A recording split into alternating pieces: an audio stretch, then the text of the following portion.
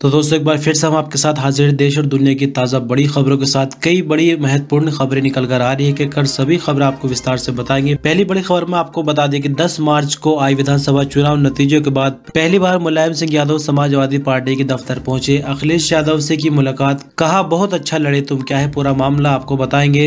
इसी के साथ एक बड़ी खबर निकल कर आ रही है, सुप्रीम कोर्ट में एक अजीबो गरीब मामला पहुंचा है। दरअसल आपको बता दें कि लड़की बताकर पुरुष से करा दी गई मेरी शादी, न्याय के लिए सुप्रीम कोर्ट पहुंचा शख्स। जी हां, कौन ये शख्स और क्या है पूरा मामला आपको बताएंगे।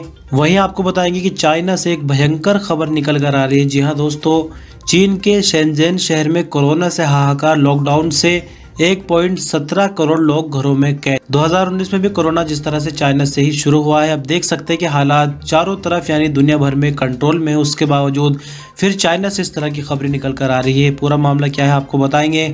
इसी के साथ रूस और यूक्रेन की जो लड़ाई चल रही है वहां से अपडेट निकल कर आ रही है। रूस ने सैन्य बेस पर हमले की जिम्मेदारी ले ली है, कहा 180 विदेशी हथियारों को मारने का दावा किया है। क्या है पूरा मामला वो भी आपको बताएंगे।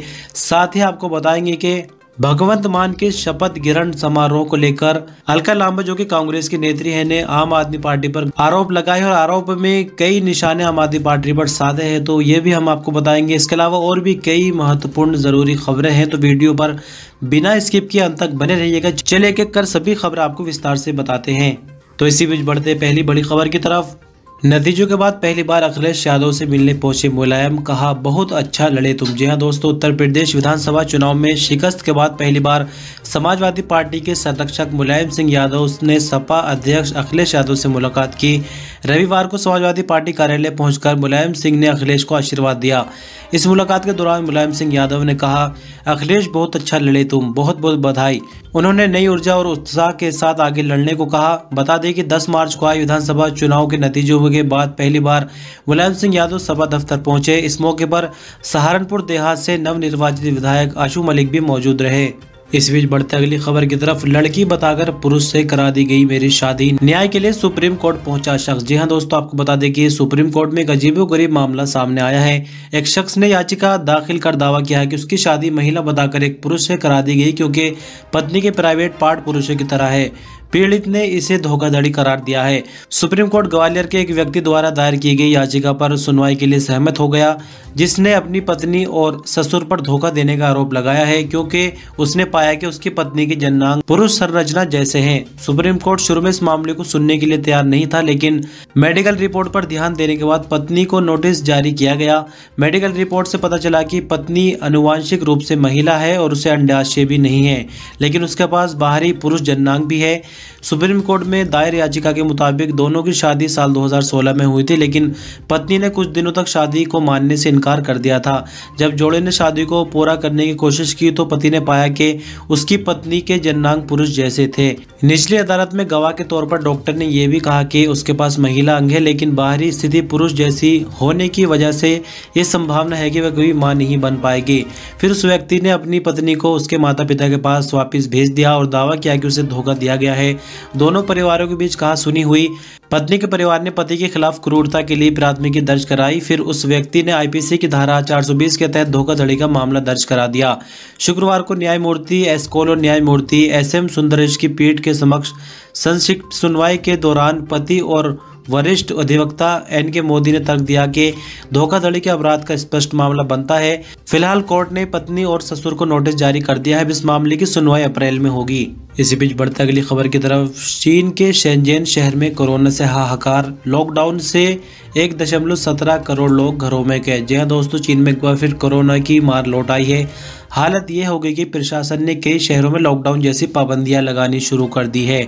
शेंजन शहर में कोरोना लॉकडाउन लागू किया गया है, जिसके बाद शहर में रह रहे 1.7 करोड़ लोग अपने घरों में कैद हो गए। इससे पहले चीन के स्थानीय प्रशासन ने पहली बार कोरोना रैपिड टेस्ट शुरू किए हैं।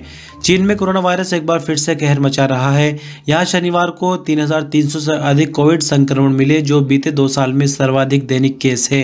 राष्ट्रीय स्वास्थ्य आयोग ने जानकारी दी है कि 1,807 स्थानीय मरीजों और 1,315 सिम्प्टोमेटिक लोकल केस की पुष्टि हुई है।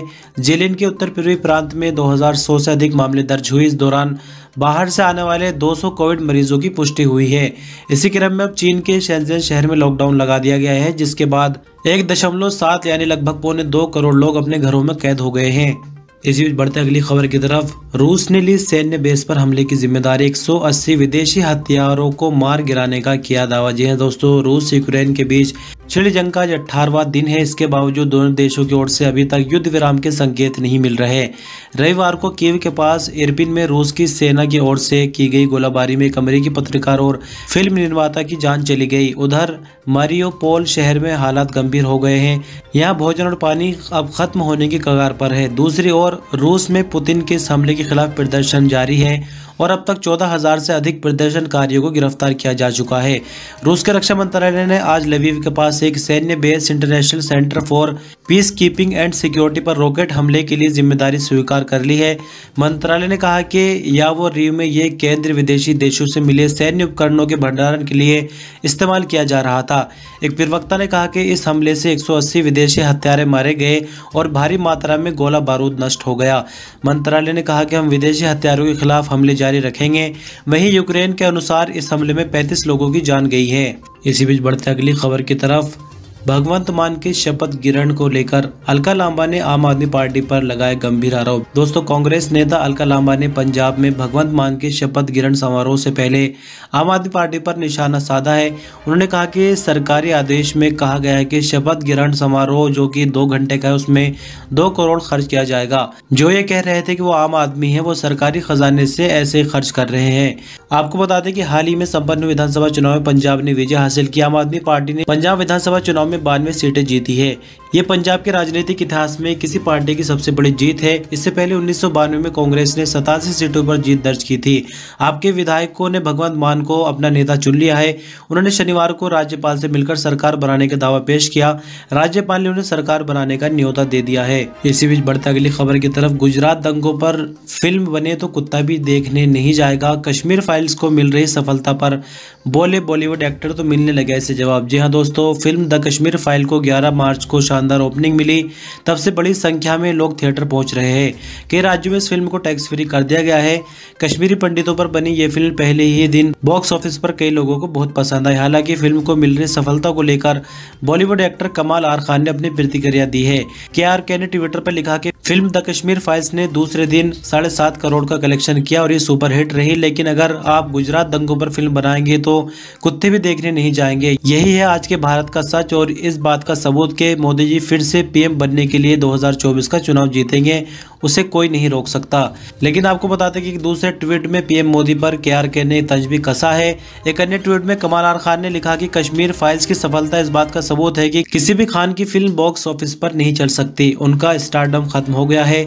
एक निर्माता ने गुजरात दंगों पर फिल्म बनाई और उसे रिलीज नहीं होने दिया, लेकिन मोदी जी मेकर से मिल रहे हैं और कश्मीर फाइल्स की तारीफ कर रहे हैं। भाजपा ने जानबूझकर भारत में भाईचारे को नष्ट किया है। इसी बीच बढ़ते अगली खबर की तरफ, मुख्यमंत्री अशोक गहलोत बोले राहुल गांधी अकेले व्यक्ति है जो दमखम के साथ मोदी का मुकाबला करते हैं। जी हाँ दोस्तों, राजस्थान के मुख्यमंत्री अशोक गहलोत ने कांग्रेस कार्य समिति यानी CWC की बैठक से पहले सोनिया गांधी और राहुल गांधी के नेतृत्व का समर्थन करते हुए रविवार को कहा कि राहुल गांधी अकेले व्यक्ति हैं जो प्रधानमंत्री नरेंद्र मोदी का पूरे दमखम से मुकाबला कर रहे हैं। उन्होंने ये भी कहा कि CWC की बैठक में चुनावी हार का पोस्टमार्टम होगा और आगे की रणनीति तय की जाएगी।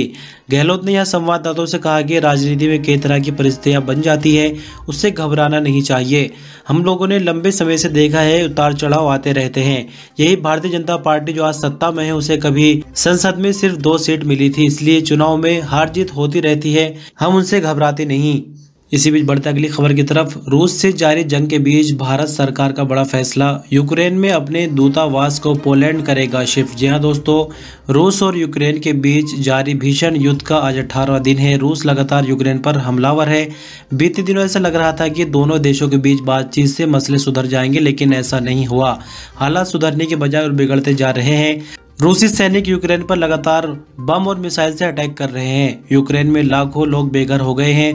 कई लाख लोगों ने देश छोड़ दिया है। यूक्रेन में हालात लगातार बद से बदतर होते जा रहे हैं। इस बीच भारत सरकार ने भी एक बड़ा फैसला किया है। भारत सरकार ने बड़ा फैसला लेते हुए यूक्रेन से अपना दूतावास अस्थायी तौर पर हटा लिया है।